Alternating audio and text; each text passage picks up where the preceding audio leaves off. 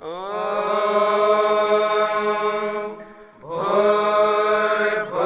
स्वः तत्सवितुर्वरेण्यं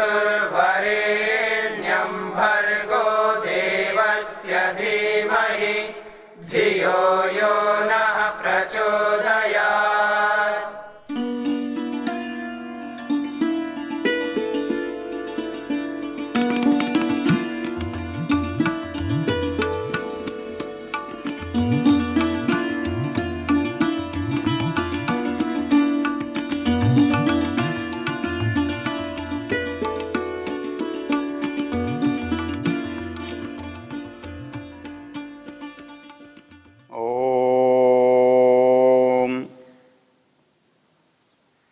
वेद हमारी समस्याओं का हल किस प्रकार करता है, उसकी चर्चा ऋग्वेद के एक मंत्र में है। आप जानते हैं कि मनुष्य के पास सभी जीवों की अपेक्षा अधिक स्वतंत्रता है, वो उसका अधिक से अधिक उपयोग कर सकता है। लेकिन ये स्वतंत्रता का कितना उपयोग करे, उसके लिए वेद में एक शब्द का प्रयोग है, मर्यादा। अर्थात मनुष्य चाहे तो उसका जितना उसके पास साधन है उतना उपयोग कर सकता है, उसकी कभी इच्छा भी समाप्त नहीं होगी और उसकी रुचि उसमें बढ़ती जाएगी। इसलिए हमको परमेश्वर ने बुद्धि दी, विवेक दिया और इस साधन का कितना हमें उपयोग करना है उसके निश्चय का अधिकार दिया। वेद कहता है कि वो क्षेत्र जहां हम अपने विवेक का उपयोग कर सकते हैं या करना चाहिए, मुख्य रूप से 7 है। सप्त मर्यादा कवयस्ततक्षु। जो क्रांतदर्शी बुद्धिमान हैं वो जानते हैं कि वो 7 क्षेत्र ऐसे हैं जहां हमें अपने विवेक के उपयोग की चिंता करनी चाहिए, विचार करनी चाहिए, उसका उपयोग करना चाहिए। वेद ने वो 7 कौन से क्षेत्र हैं ये तो नहीं गिनाए, लेकिन उनके व्याख्याकारों ने, शास्त्रकारों ने गिनाए। और उसमें हमारी जो चर्चा का विषय है वो है जो आचरण है उसकी सीमा। आचरण एक बड़ा व्यापक शब्द है। वो किसी के बात करने से लेकर, किसी के उठने बैठने से लेकर, जीवन के हर कार्य से, किसी व्यक्ति से संबंध हम कैसे रखते हैं वहां तक सब कुछ इसमें आ जाता है। अर्थात उतनी स्वतंत्रता है कि आप किसी के साथ कुछ भी कर सकते हैं। इसलिए आपके पास विवेक है कि आप किसके साथ कितना और कैसा करें।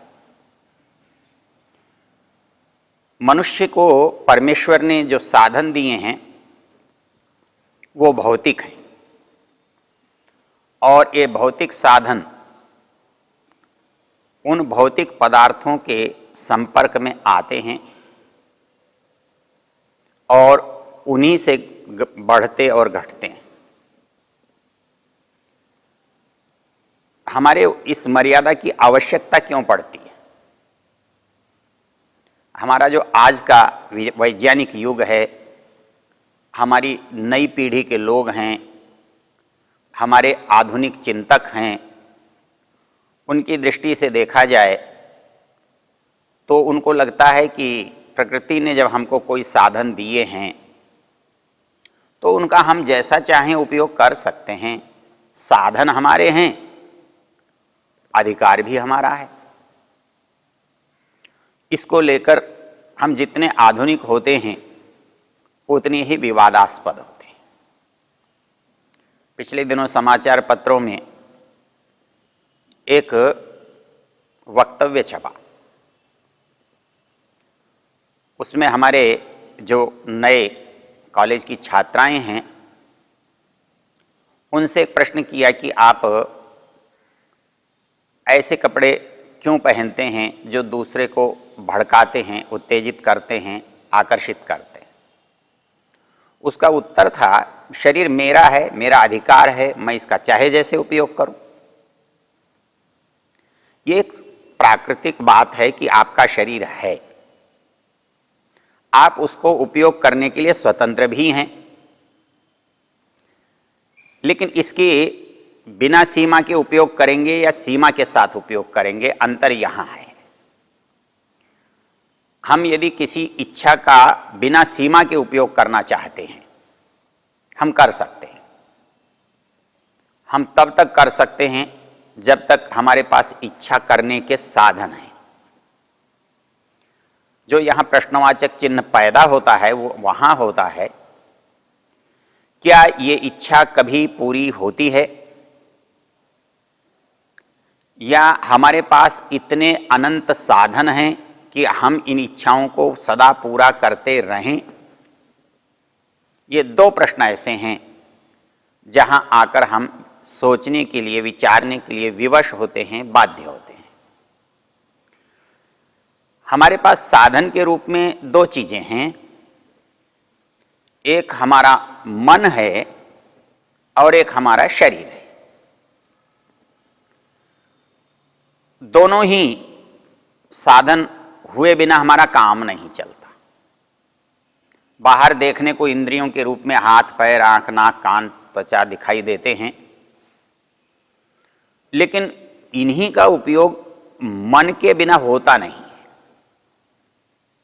यदि इन साधनों से मन जुड़ा हुआ न हो तो ये साधन कोई काम नहीं कर सकते। हमको यदि देखने की इच्छा न हो तो आंख नहीं देख सकती, हमको यदि कहीं जाने की इच्छा न हो तो पैर नहीं चल सकते, हमें कुछ करने की इच्छा न हो तो हाथ हिलते भी नहीं हैं। तो हमारे अंदर इच्छा का होना वो मन के द्वारा होता है, लेकिन अकेला मन ये चाहे कि मैं ऐसा कर लूं और उसके पास शरीर न हो, साधन न हो, तो भी वो नहीं कर सकता। मैं चाहता तो बहुत हूं, देखूं, पर मुझे दिखता ही नहीं। मैं चाहता हूं मैं जाऊं, पर मेरे पैर ही काम नहीं करते। तो ये दोनों मिलकर के हमें आगे बढ़ाते हैं। इसमें महत्वपूर्ण बात क्या है, हमें इच्छा क्यों होती है और वो उसके बिना हमें क्या नुकसान होता है। हमारी इच्छा जब काम करती है तो उस इच्छा के काम करने का जो प्रयोजन है वो इच्छा दो तरह से चलती है। वो मन दोनों ओर जा सकता है। मन अंतर यात्रा पर भी जा सकता है और मन सांसारिक बहिर यात्रा पर भी जा सकता है। मन को सांसारिक यात्रा करने की क्या आवश्यकता है? यदि मन ऐसा बनाया जाता कि यह सांसारिक यात्रा न ही करता तो हमारे लिए कितना अच्छा होता।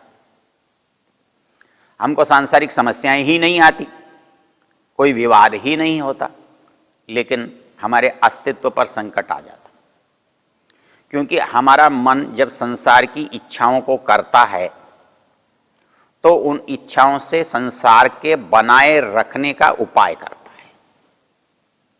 हमारी जो भी इच्छा संसार के वस्तुओं के प्रति होती है वो कहीं न कहीं हमारी सुरक्षा के लिए, हमारे अस्तित्व के लिए, हमारे होने के लिए आवश्यक है। हम भोजन की इच्छा करते हैं और हमें लगता है कि ये भोजन का बहुत बड़ा झगड़वाल है, जंजाल है। आदमी स्वाद में, सुगंध में, उसके रूप रंग में चलता चला जाता है और कभी तृप्ति ही नहीं होती। लेकिन यदि इसको न रखें तो, खाने की इच्छा ही न हो तो शरीर चलेगा ही नहीं। किस दिन व्यक्ति कहता है आप भोजन करो जी, भूख नहीं है। जी क्या हो गया? बोले भूख लगती ही नहीं है। लगती नहीं है तो क्या होगा? शरीर दुर्बल होगा, क्षीण होगा, समाप्त हो जाएगा। तो हमारा मन का जो सांसारिक होना है वो स्वयं भौतिक पदार्थों से बना है, इसलिए सांसारिक है। उसकी स्वाभाविक प्रवृत्ति संसार की ओर है, और उसकी प्रवृत्ति इसलिए आवश्यक है क्योंकि जितने साधन हैं वो सब भौतिक हैं, वो सब सांसारिक हैं। हम इस शरीर को अच्छा रखना चाहते हैं, स्वस्थ रखना चाहते हैं, बलवान रखना चाहते हैं, तो इस मन के काम के बिना, इंद्रियों के उपयोग के बिना संभव नहीं है। इसलिए यदि हम ये सोचते हों कि शायद ये भूल है या त्रुटि है कि हमारा मन विषयों की ओर जाता है, विषयों की ओर ही क्यों जाता है? क्योंकि वो उसी से बना हुआ है, उसकी मूल प्रवृत्ति वैसी है। यदि वो चेतन होता तो वो चेतना की ओर जाता। संसार का एक सामान्य नियम है, जिसका जो केंद्र है वस्तु सदा केंद्र की ओर जाती है। आप पानी को कितना भी ऊपर डालें, कितना भी ऊपर ले जाएं, वो सदा पृथ्वी की ओर, नीचे की ओर चलता है, और पृथ्वी पर भी और नीचे चलता है। लेकिन आग को आप कितने ही गहरे में जलाएं, लेकिन आग सदा ऊपर जाती। क्यों? उसका केंद्र जो है, उसकी नाभि जो है ऊपर है और इसका नीचे है। तो वैसे ही मन का जो केंद्र है वो संसार है, क्योंकि वो इन्हीं पदार्थों से, इन्हीं वस्तुओं से बना है। इसलिए इसकी जो बलात् प्रवृत्ति है, इसकी जो जबरदस्त गति है, इसका जो रुझान है, वो नीचे की ओर है, संसार की ओर है, भौतिकता की ओर है। अब इसमें एक मूल समस्या आती है कि हमको सब कुछ गलत करने के लिए बाध्य कौन कर रहा है? तो हम पता है सोचते हैं कि हमारे पास ये मन ही बड़ा नालायक है, बड़ा दुष्ट है, बड़ा खराब है, ये इसके मजबूरी के चलते ऐसा हो रहा है। ये जो सोच है, ये विचार है, ये चिंतन है, ये बड़ा निरर्थक है। क्योंकि मन शक्तिशाली है तो वो उसकी बुराई नहीं है। वो आपको एक साधन मिला है तो भगवान ने जो अच्छा साधन हो सकता है वो दिया है। इसको आप ऐसे समझ सकते हैं कि किसी तांगे वाले ने कहा कि मेरा घोड़ा बड़ा दुष्ट है। क्यों? बोले कहीं भी चला जाता है, रुकता ही नहीं है। तो घोड़ा दुष्ट नहीं है, तांगे वाला असमर्थ है, अयोग्य है। घोड़ा शक्तिशाली है, कहीं भी जाता है तो यह घोड़े की योग्यता है, विशेषता है। लेकिन उस पर नियंत्रण करना यह सारथी की योग्यता है। तो वैसे ही संसार में परमेश्वर ने सबसे शक्तिशाली साधन जो हमें दिया है उसको हम मन कहते हैं। इससे शक्तिशाली साधन दुनिया में कोई नहीं होता। इसकी गति में आप इसकी योग्यता, सामर्थ्य देखें तो संसार में कोई ऐसा पदार्थ ही नहीं है जहां तक इसकी गति न हो, और जितनी शीघ्रता से इसकी गति न हो। मन की गति से चलने वाली कोई चीज ही नहीं बनी आज तक। मन एक क्षण में सारे संसार में घूमकर आ जाता है। वो सूर्य पर जा सकता है, वो चांद पर जा सकता है, वो धरती के किसी कोने पर जा सकता है। जाकर आने में उसे सोचने के, पलक झपकने के अवसर नहीं मिलता। तो इसकी जो योग्यता है उसको हम दोष मान बैठते हैं। इसलिए हम उसको गाली देते हैं, उसी को कोसते हैं, उसको भी भला बुरा कहते हैं। तो जितने हमारे साधक लोग हैं वो मन की दुष्टता पर आपको बहुत दोहे लिखे मिलेंगे। लेकिन जो तात्विक लोग हैं वो ये जानते हैं ये साधन है। साधन बहुत अच्छा होना, बहुत शक्तिशाली होना, बहुत योग्य होना बुराई नहीं हुआ करती, अच्छाई होती है। आपके पास एक खटारा गाड़ी है, जाते जाते रुक जाती है, आप चल तो पड़े हैं पर पहुंचेंगे कब पता नहीं। लेकिन उसके पास, आपके पास एक बहुत अच्छी गाड़ी है, आप यहां से निकले और तुरंत पहुंच गए, कहीं खराब ही नहीं हुई। तो ये गाड़ी का दोष थोड़ा ही है। गाड़ी का नियंत्रक अच्छा होना चाहिए, नियामक अच्छा होना चाहिए, मालिक अच्छा होना चाहिए। तो इस दृष्टि से जब हम विचार करते हैं तो हमारे मन में इच्छाएं होना, इच्छाओं के पीछे मन का दौड़ना, ये मन की योग्यता है, मन का सामर्थ्य है, मन की शक्ति है, वो दौड़ेगा, ये उसका स्वभाव है। हम परेशान हैं कि हम जिधर नहीं चाहते उधर ये जा रहा है और हम रोकना चाहते हैं, ये रुक ही नहीं रहा है। तो यदि आप इसकी इच्छा से चलेंगे तो ये कभी मुड़कर देखना चाहता ही नहीं है। जहां इसका घर है, जो इसका केंद्र है, जो इसका स्वभाव है, वहीं वह निरंतर जाता रहेगा और जाने में इतना जाएगा कि जो इसको ले जाने के साधन हैं वो तो समाप्त हो सकते हैं, पर इसके जाने की इच्छा समाप्त नहीं हो सकती। जब हमें क्या करना चाहिए या क्या नहीं करना चाहिए, जब इस पर विचार हम करते हैं तो हमारे सामने दो बातें आती हैं। क्या ये मन का जाना कभी समाप्त हो सकता है, अर्थात कहीं जाकर ये तृप्त हो सकता है, कहीं जाकर ये शांत हो सकता है। यदि हम ये सोचें कि संसार के पदार्थों में इसे लगा करके हम इसे शांत रख सकें, तो रूप है, रस है, गंध है, स्पर्श है, शब्द है, ये विषय है, इनसे बाहर तो विषय नहीं है। और इनमें से कौन सा ऐसा विषय है जो इस मन को तृप्त कर सकता है कि बस अब यहां से आगे बढ़ने की इच्छा ही नहीं होती। तो इस दृष्टि से जब हम विचार करते हैं तो परमेश्वर ने हमको मन के रूप में एक साधन दिया है और मर्यादा के रूप में उसको रोकने का, उसको दूसरी ओर मोड़ने का और अपने दूसरे उपयोग के लिए उसको लगाने का हमारे पास विवेक दिया है। तो उसको वेद कहता है कि ये मर्यादा है और इन मर्यादाओं का यदि हम ज्ञान रखते हैं, इनका हम पालन करते हैं, तो हम इन साधनों का उपयोग करते हुए दोनों की उपलब्धि कर सकते हैं। हम सांसारिक पदार्थों से हमारे भौतिक साधनों को हम सदा समर्थ रख सकते हैं, सक्षम रख सकते हैं, अच्छे रख सकते हैं। और इस साधन का जो प्रयोजन है, जो उपयोग है, वह भी मन के बिना नहीं हो सकता। इसलिए इन साधनों को उस प्रयोजन के लिए जिसके लिए हमको ये शरीर मिला है या जिसके लिए हमको ये मन मिला है, उसकी ओर हम लगा सकते हैं। इस दृष्टि से शास्त्र जो कह रहा है, वेद जो कह रहा है, वो उन बातों की ओर संकेत है कि जो समस्याएं हमारे साथ सदा रहने वाली हैं।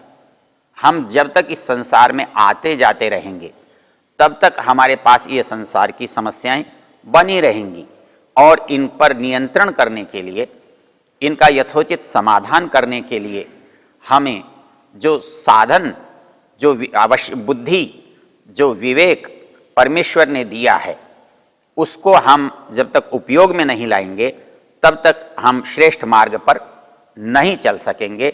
उसी श्रेष्ठ मार्ग पर चलने के लिए इस मंत्र में कहा है कि आप उन 7 मर्यादाओं का यदि ध्यान रखें, इन 7 मर्यादाओं का चिंतन करें और विवेक से उसको, सीमा को समझते हुए जीवन को बढ़ाएं, तो निश्चित रूप से हम संसार में सुखी रह सकते हैं और मुक्ति को प्राप्त कर सकते हैं। ओम।